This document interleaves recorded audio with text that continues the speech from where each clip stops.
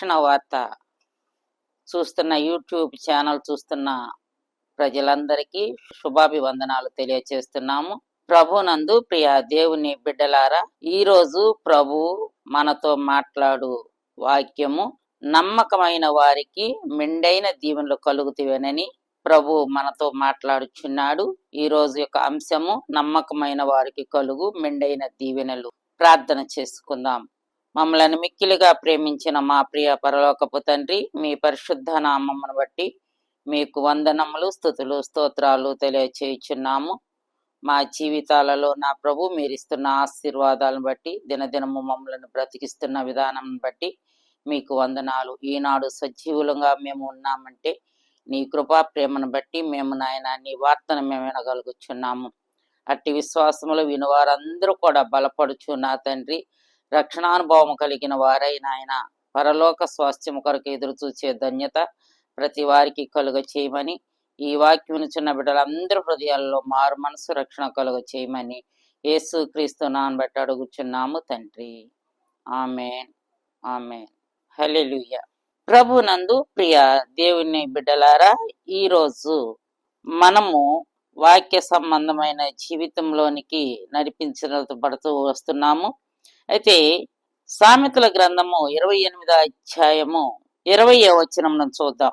నమ్మకమైన వానికి దీవెనలు మెండుగా కలుగును, ధనవంతుడగుటకు ఆతురపడువాడు శిక్ష నొందకపోడు. ఇక్కడ మనము ప్రియ దేవుని బిడ్డలారా, మనము చూచినట్లయితే నమ్మకము అనేది మానవ జీవితంలో ఒక గురి. అది ఏ విషయంలోనైనా మానవుడు శారీరకంగా బ్రతుకుచున్నప్పుడు ఒక వ్యక్తి దగ్గరికి వెళ్ళేటప్పుడు ఆ వ్యక్తి దగ్గరికి వెళితే నా స్వవిషయంలో నా పని అవుతుందన్న ఒక నమ్మకంతో వెళతాడు. అతను ఇవ్వగలుగుతాడు, నేను అడిగేది తన సహాయం చేయగలుగుతాడు అనని ఒక నమ్మకంతో వెళుతూ ఉంటాం. అయితే క్రీస్తులో ఉన్న మనం ఏమంటే మనుషులపై ఆధారపడుట కంటే దేవునిపై ఆధారపడినట్లయితే దేవుడు మన జీవితంలో గొప్ప ఆశీర్వాదాలు ఇస్తాడండి. మన పరిశుద్ధ గ్రంథంలో చూసినట్లయితే అనేక మంది భక్తుల జీవితాలలో ఆయన ఇచ్చిన ఆశీర్వాదాలు చాలా గొప్పవి. అందుకని నరులను నమ్ముట కంటే యెహోవాను ఆశ్రయించుట మేలు, రాజులను నమ్ముట కంటే యెహోవాను ఆశ్రయించుట మేలు అని అన్నారు. నరుల ద్వారా జరిగే మేలు కంటే శాశ్వతమైన మేలు ఇచ్చే దేవుని వైపు నీవు గురిపెట్టి చూచినట్లయితే దేవుడు మన ఎడల తన కనికరమును కలిగిన వాడయ్యుండి మనం అడిగి వాటికంటే ఊహించని వాటికంటే మిక్కటమైన దీవులు ఇచ్చే దేవుడు మనకున్నాడు.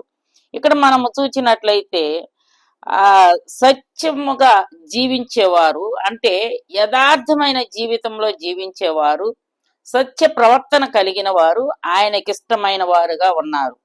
సామెతలు 12:22 వచనంలో సత్యవర్తనులే ఆయనకిష్టులు అంటే ఎందుకన్నాడన్నమాట? ఈ లోకంలో యథార్థముగా జీవించాలని ఆయన కోరుచున్నాడు, సత్యమైన మాటలు మాట్లాడాలని ఆయన కోరుచున్నాడు. అబద్ధమాడు పెదవుల నుండి, మోసకరమైన నాలుక నుండి దూరముగా ఉండాలని ప్రభువు మాట్లాడుచున్న మాటలు కాబట్టి సత్యవర్తనులే ఆయనకిష్టులు. ఈ వాక్యం మనము చూసినట్లయితే అపోస్తల కార్యాలు 13:22లో దావీదు నా హృదయానుసారుడనియు, మోషే తన ఇల్లంతటిలో నమ్మకమైన వాడనియు, యోబు విషయంలో భూమి మీద అందరికంటే తన పట్ల యథార్థతయు భక్తి గలవాడనియు, దానియేలైతే అతి ప్రియమైన వాడనియు దేవుడే ఈ భక్తుల పట్ల స్వయముగా చెప్పిన మాటలండి. తన నోటి ద్వారా ఆయన చెప్పిన మాటలు, తన సాక్ష్యము. ఆయన ఒక మనిషి మీద మనము ఈ లోకంలో ఉన్నప్పుడు ఒక మనిషి విషయంలో మాట్లాడేటప్పుడు అతని ప్రవర్తనను బట్టి, అతని క్రియను బట్టి సత్యవర్తనలు అయితే చాలా మంచివారని చెప్పుకుంటాం. లేకపోతే అది మోసపు క్రియలు చేసేవారు, ఇటువంటి వారికి దూరంగా ఉండాలని మనుషుల యొక్క క్రియను బట్టి మానవులు మనం మాట్లాడుతూ ఉంటాం.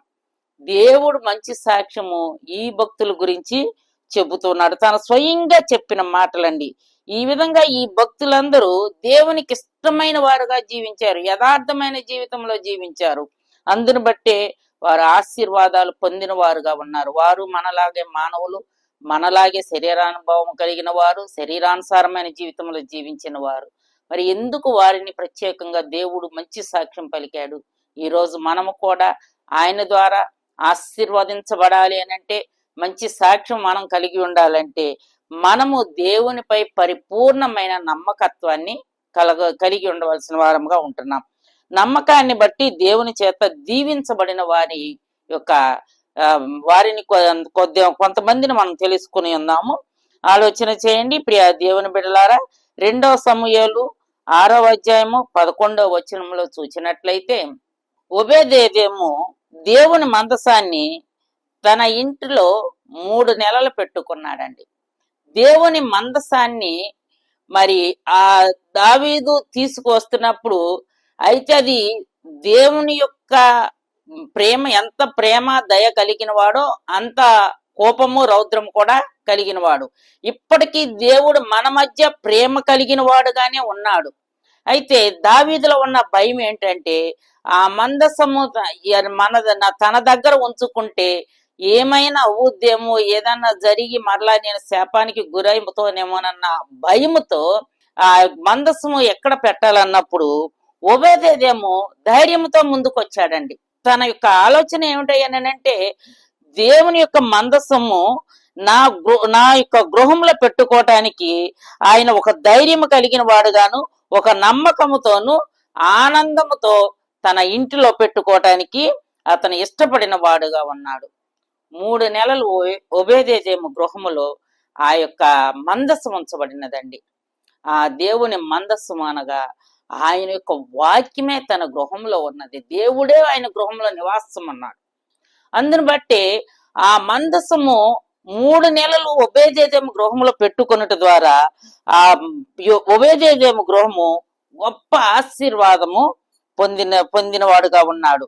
ఆ 3 నెలలు దేవుని దయను పొందాడు, ఎంతో ఆశీర్వాదాలు కలిగిన వాడుగా ఉన్నాడు. మరియు 2 సమూయేలు 7:8లో కూడా చూసినట్లయితే, దావీదుతో దేవుని మాట, దావీదుతో చెబుతున్నాడు దేవుని మాట. ఏమని చెబుతున్నాడు అంటే, గొర్రెల దొడ్డిలోనున్న నిన్ను తీసి ఇశ్రాయేలీయులను నా జనముల మీద అధిపతిగా నియమించి తిని. దావీదు గొర్రెల కాపరి. ఆయన గొర్రెలను కాచుకుంటూ అడవులలో ఉండేవాడు. అతనికి లోకంలో ఉన్న అనుభవం అనేది అసలు లేదు. ఆయనను ఆ గొర్రెల దొడ్డులో ఉన్న వ్యక్తిని, అయితే దావీదులో మంచితనం అనేది ఉన్నది, యథార్థత ఉన్నది, దేవునికి ఇష్టమైన వాడుగా ఉన్నాడు కాబట్టి గొర్రెల దొడ్డులో ఉన్న నిన్ను తీసుకువచ్చి ఇశ్రాయేలీయులను, అంటే నా జనుల మీద నీకు అధిపతిగా నియమించాను అని అన్నాడు. ఎంత ఆశీర్వాదం పొందాడండి దావీదు. ఈ దినాలలో ఆశీర్వాదం అనేది మనం అనుకుంటాము, మనం కష్టార్జితం వల్ల మనం ఏంటో బ్రతుకుతున్నాము, మన రెక్కల కష్టార్జితం. నీకు రెక్కల కష్టార్జితం ఎక్కడి నుండి వస్తుందండి? నీ రెక్కలకు ఆరోగ్యం ఎవరిస్తున్నారండి? ఆరోగ్యం అనేది దేవుడు ఇస్తుంటేనే కదా, నీవు బ్రతికుండబట్టే కదా నిన్ను బ్రతికిస్తున్నాడు. శారీరకముగా నీకు శక్తినిస్తున్నాడు. కాబట్టి శారీరకంగా నీవు జీవించిన విధానము ఎలా జీవించాలో ఈ లోకంలోనికి యేసు ప్రభు వారు వచ్చి మనకు మాదిరి చూపాడు. ఆ మాదిరి చూపినప్పుడు ఆ మాదిరికరమైన జీవితము సత్యము కలిగి జీవించాలని అన్నాడు. అందుని బట్టి గొర్రెల దొడ్డులో ఉన్న దావీదును తీసుకొచ్చి ఆయనకిష్టమైన జీవితంలో జీవించి ఉన్నాడు కాబట్టి ఇశ్రాయేలీయుల జనముల మీద అధిపతిగా నియమించాడు. ఆ రీతిగానే 2 సమూయేలు 7:16లో కూడా చూచినట్లయితే, నీ మట్టుకు నీ సంతానమును, నీ రాజ్యమును, నీ సింహాసమును నిత్యము స్థిరమగును. మంచి వాగ్దానం చేశాడండి. నీ మట్టుకే ఆయన అన్నాడు, నీ సంతానము, నీ రాజ్యము, నీకిచ్చిన సింహాసనము నిత్యము స్థిరమగును. ఇది అతడు దేవుని పట్ల యథార్థముగా ఉన్నందువలన పొందిన దీవెనండి. ప్రియా దేవుని బిడ్డలారా, నీవు కూడా దేవుని ఎడల నమ్మకముగా, విశ్వాసముగా జీవించినట్లయితే నీ జీవిత కాలమే కాదు, నీ పిల్లల తరములకు కూడా నీ కుటుంబము ఆశీర్వాదకరమైన కుటుంబంగా దీవించబడుతుంది. ఎందుకు ఆ మాట అంటున్నానంటే, నీ ప్రవర్తన బట్టే, నీవు నడిచే విధానాన్ని బట్టే నీ బిడ్డలు నీ కుటుంబం నడవబడుతుంది. ఆ యొక్క విధానంలో వారు సాగిపోతూ ఉన్నప్పుడు తరతరాలు కూడా ఆ కుటుంబంలో ఉన్న ఆశీర్వాదాలు ఎవరు తీసివేయలేరు. అది ఒక దేవుని వల్ల అయితేనే. ఎప్పుడైతే నీవు దేవుని నుండి బయటికి తొలగిపోతావో, విశ్వాసంలో నుండి తొలగిపోతావో, విశ్వాస యథార్థత నుండి నువ్వు విడిచిపెడతావో, దేవుని ఆశీర్వాదాలు పోగొట్టుకుంటావు. రెండవ వ్యక్తిగా మనం చూసినట్లయితే హిజ్కియా పొందిన దీవెన. హిజ్కియాకు మరణకరమైన రోగం వచ్చినదండి. అతడు ఇక చనిపోబోతున్నాడని దేవుడే ఒక వ్యక్తిని పంపించినప్పుడు, ఆ వ్యక్తి ద్వారా హిజ్కియా నీవు మరణం అవుతున్నావు అన్నప్పుడు హిజ్కియా వెంటనే దిగి మోకరించి గోడ తట్టు తన ముఖము తిప్పుకొని దేవునితో ప్రార్థన చేశాడు. ఏమని ప్రార్థన చేశాడంటే, హిజ్కియా 38వ వచనం 3వ వచనంలో చూసినట్లయితే, 38వ అధ్యాయము 3వ వచనంలో చూసినట్లయితే హిజ్కియా ప్రార్థన, నీ దృష్టికి అనుకూలముగా సమస్తాన్ని నేనెట్లు జరిగించితినో దయచేసి కృపతో ఒక్కసారి జ్ఞాపకము చేసుకో ప్రభు అని ప్రార్థన చేశాడండి. ఎంత తగ్గింపు ప్రార్థన చేశాడండి. అతను యథార్థముగా జీవించాడు, నమ్మకముతో జీవించాడు. తన ప్రవర్తన ఏ విధముగా జీవిస్తున్నాడో దేవుడు ఎరిగి ఉన్నాడు. అయినను నువ్వు మరణమవుతున్నావని తెలియచేసినప్పుడు వెంటనే మోకరించాడు. మరి తన ముఖము గోడ తట్టు తిప్పుకొని, నీ దృష్టికి నేను ఏ విధముగా జీవించానో నన్నొక్కసారి జ్ఞాపకం చేసుకో ప్రభు అని ప్రార్థన చేసినప్పుడు వెంటనే 38వ అధ్యాయం 6వ వచనంలో అతని ఆయుష్ను 15 సంవత్సరాలు ఎక్కువగా పెంచుట అతనికి దీన ప్రార్థనే కారణమై ఉన్నది. అంటే అతని నమ్మకము, దేవుణ్ణి నేను నమ్మకముతో అడిగితే దేవుడు నాకు ఆయుష్ ఇస్తాడని ఒక నమ్మకముతో ఆయన ప్రార్థించాడు. అందుకని యెషయా గ్రంథము 38:6 అంటున్నాడు, ఆయన మరల ప్రార్థన చేయగా ఆ దీన ప్రార్థన 15 సంవత్సరాలు ఎక్కువగా దీర్ఘాయుష్ కలిగిన వాడుగా ఉన్నాడు. కీడుకు కాక ప్రతి కీడుకు పాత్రుడు కాక దీవెనకు పాత్రుడైన వాడుగా ఉన్నాడు. ప్రియా దేవుని బిడ్డలారా, ఎప్పుడు కూడా మన జీవితంలో పశ్చాత్తాపడగలిగే వారముగా ఉండాలి. ఒకవేళ మానవ జీవితంలో నీవు పడిపోవచ్చు ఉంటావు, పొరపాట్లు జరుగుతూ ఉంటాయి. జరిగిన పొరపాటు మరి ఒకసారి జరగకుండా చూసుకునే రీతిలో నీ జీవితం ఉండాలి. ఒకసారి చేసిన పాపము మరలా రెండవసారి చేయకూడదండి.